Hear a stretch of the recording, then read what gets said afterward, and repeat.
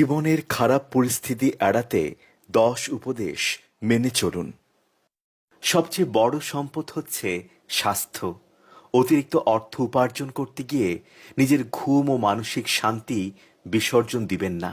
জীবনের জরুরি অবস্থায় বা খারাপ পরিস্থিতির জন্য সবসময় কিছু টাকা জমিয়ে রাখবেন, না হলে দিশাহারা হয়ে যাবেন, অন্যের কাছে হাত পাততে হবে।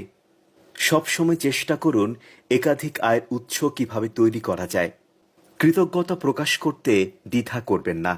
আপনি যে গাড়িতে করে অফিসে এলেন, সময় মতো নিরাপদে কর্মস্থলে নিয়ে আসার জন্য ভাড়ার সঙ্গে চালককে একটা ধন্যবাদ দিন।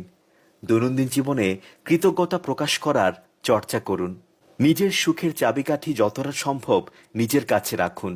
নিজের জন্য নিজে যথেষ্ট হন। নিজে কিসে সুখী হবেন তাতে নজর দিন। খারাপ সময়কে সহজ স্বাভাবিকভাবে